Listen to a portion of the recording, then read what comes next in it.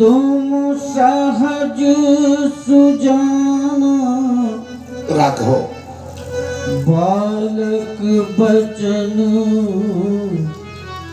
करिए नहीं काम। लक्ष्मण बालक, हाँ आप तो स्वयं ही सुजान हैं।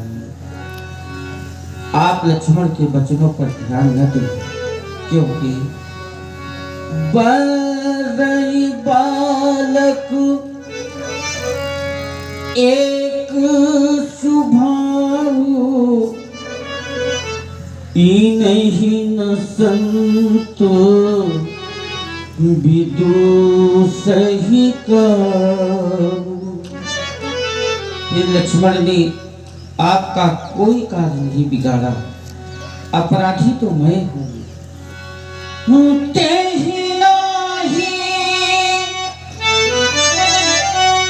काचु काज बिगाड़ा, अपराधी मैं नाथ तुम्हारा। तुम्हारे साथ कैसा व्यवहार करूं राम? आपका अपराधी मैं, हाँ। अतः आप मुझ पर ही कृपा कोप बध बंधब गोसाई राघव मोह पर करी दास की नाई। तुम कहना क्या चाहते हो? कृपा कोप वध या बंधन आप जो भी करना चाहें मुझे अपना दास जान करके करिए। कहिए बेग जेहि विदिश जाई, मुनि नायक सोई करहु कैसे जला जाए क्रोध। देखो अपने भैया को, देखो देखो। मुनि राम ऋषि अजहु अनुज तू चितवो जाओ रखो सम्मुख से, इसके तो टुकड़े करने दो। है नहीं कृपा का पाप तो तरी किसका पद मुझको करने दो, क्योंकि है तु जाती है जन्म को दशम प्राण हर ले। ऐसे पापी यदम का राम साथ नहीं देती। यही के कंठी उठारी आज इसके तो मैंने कुलाघात नहीं किया तो मेरा तो मैं काहे क्रोध करना हट जाओ राघवेंद्र। नहीं, आप लक्ष्मण के बदले मेरा वध करते हैं। हाँ, श्री रामदेव जी चौहान इनकी तरफ से दोनों श्री चरणों में 50 रुपए अर्पित है। बहुत बहुत धन्यवाद रामदेव जी। आप लक्ष्मण के बदले मेरी ग्रीवा का छेदन कर दें, अपने इस परशु के द्वारा आप लक्ष्मण के बदले मेरा बलिदान करते, पर मेरे भैया को न मारे, क्योंकि आपके द्वारा यदि लक्ष्मण का वध हो जाएगा तो यह संसार मुझे क्या कहेगा। सभी कहेंगे यही है राम जिसे लोकनायक और मर्यादा पुरुषोत्तम कहा जाता था, और इसी राम ने अपने रहते लक्ष्मण जैसे भाई को मरवा डाला। देवता, बिना लक्ष्मण के जिस समय मैं अयोध्या पहुंचूंगा, मेरे लिए अयोध्या के सभी दरवाजे बंद हो जाएंगे। सभी कहेंगे निकाल दो इस राम को। अरे यही है भाई का हत्यारा राम, जिसने अपने रहते लक्ष्मण जैसे भाई को मरवा डाला।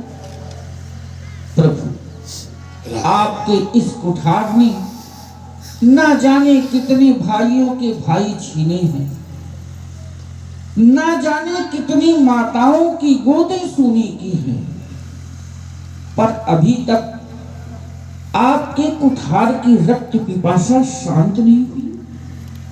आज आपका यह कुठार रघुवंश पर भी उठ गया, और उठा भी तो लक्ष्मण पर नहीं।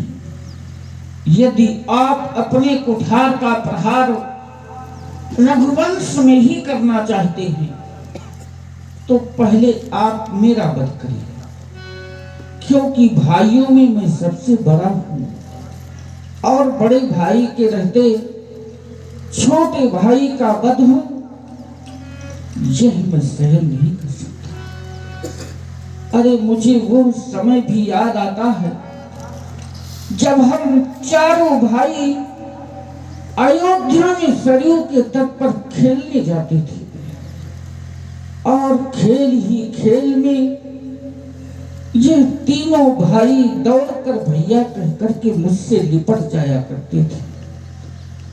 उस समय मैं सोचा करता था, काश मेरा भी कोई बड़ा भाई होता जिसे मैं भैया कह सकता।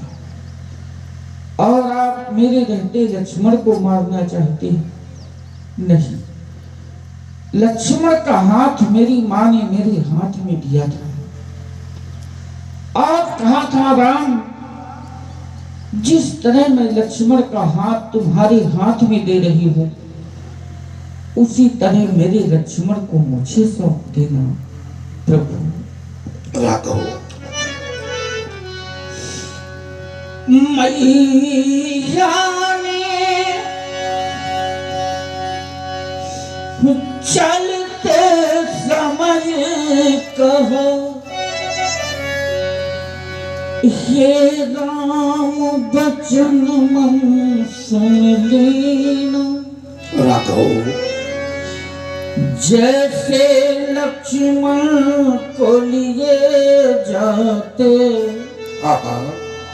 वैसे ही मुझे सौंप देना। राघवेंद्र,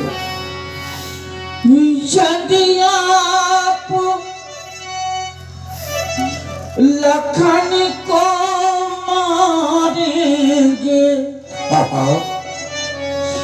मम सिर कलंक लग जाएगा।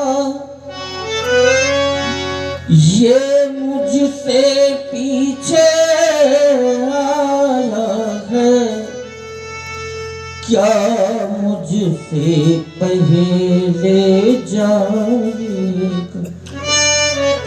इस संसार में भाई के लिए भाई ही सब कुछ होता है। जिस भाई का भाई न रहा, उसके लिए इस संसार में रह ही क्या जाता है, क्योंकि भाई ही तो भाई की दाहिनी भुजा है। कट गई भुजा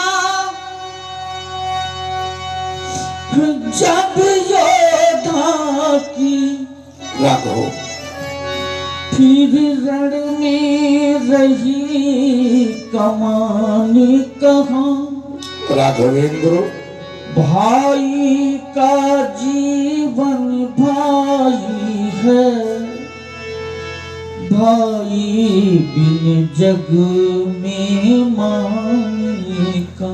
राघव, अरे भाग्यवान होते हैं वो लोग जिन्हें भगवान भाई देता है, और उनमें भी अधिक भाग्यवान होते हैं वो लोग जिनमें भाइयों भाइयों में परस्पर प्रेम होता है।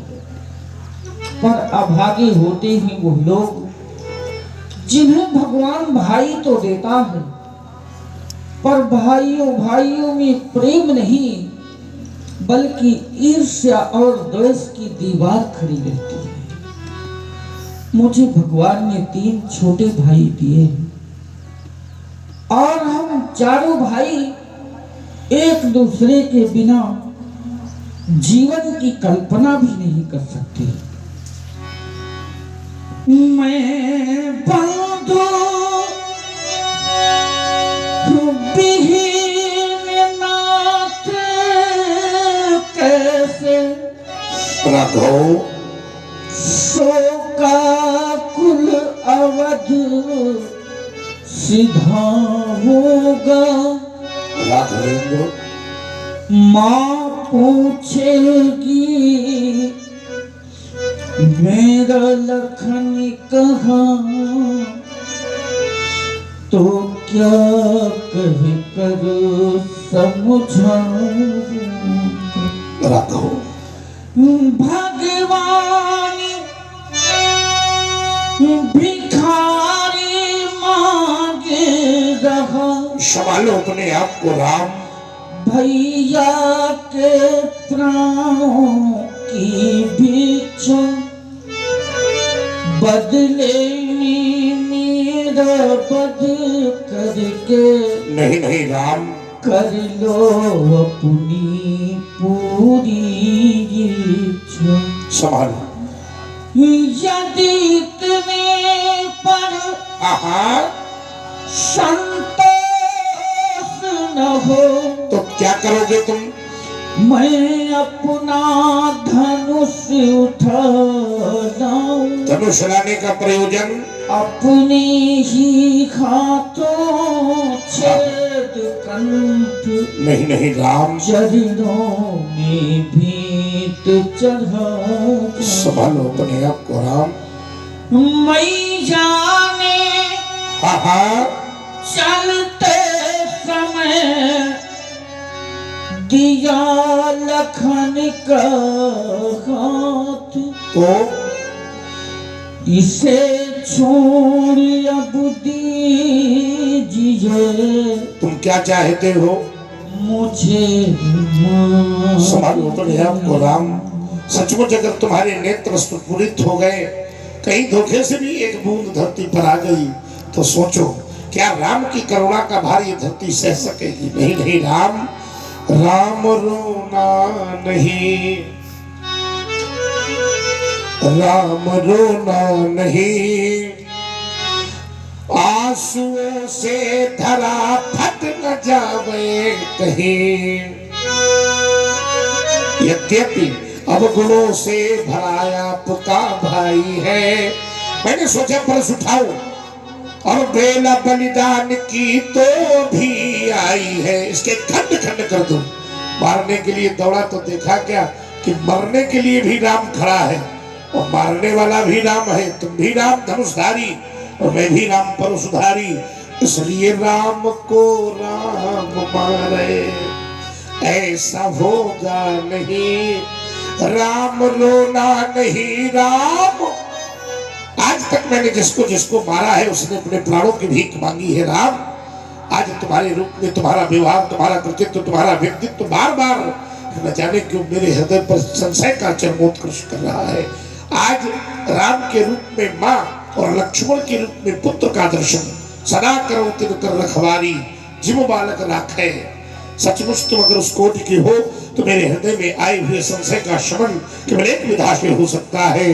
राम रमापति कर धन लेहु, खैचाहु मोर मिटै संदेहु। देत चाप आप ही चली गए, परशुराम मन विस्मय भयभू। जाना राम प्रभाव तब पुलकित प्रफुल्लित गात, जोरी पानी बोले बचन हृदय प्रेम। बैठे हुए लोग सुन सकते हैं, एक क्षण पहले जिनको मारने के लिए खड़े थे क्या क्या लिया परशुराम। आज मैंने जो जाना है, हर जीव को उसको जानने के लिए ही मानव शरीर मिला। क्या जाना है मैंने? शेष गणेश महेश दिनेश सुरेश ऊंचाई निरंतर गावे। जाई अनादि अनंत अखंड अछेद हमें तो सुवेद बतावे। हरि नारद से सुकव्या शिरते पचिहारी गए पुनि पार न पावे। बाहर मेरा सौभाग्य सोई प्रभु अपने भगत हित मिथिला में यह रूप दिखावे। भला मैं आपको जान गया हूं तो मेरे साहित्य में वो समर्थ नहीं है जिससे मैं आपकी वंदना कर सकूं। मेरे शक्ति में वो शब्द में वो शक्ति ही नहीं है जिससे आपके विषय में कुछ कहा जा सके। हर करहु का मुख एक प्रशंसा जय महेश मन मानस हदसा अनुचित बहुत कहो अज्ञाता क्षमहु क्षमा मंदिर कौन है ये? मेरे हृदय की अभिव्यक्ति कहती है कि राम है सब में रमा, राम में संसार है। अरे मिथिला वासियों, जिसे समझते हो सीतावर वह ब्रह्म का अवतार। कलयुग सब प्रकार से गंदा और खराब है लेकिन एक गुण इसमें बहुत महत्वपूर्ण है। परीक्षित को यही गुण कलयुग ने बताया था, यद फलम नास्ति तपसा न योगेन समाधिना तद फलम लभते सम्यक कलौ के सब की। अंतिम श्लोक भी कहता है नाम संकीर्तनम यश। कलयुग में नाम ही भगवान का स्वरूप बनेगा। सभी लोग अपने स्थान पर खड़े हो जाइए।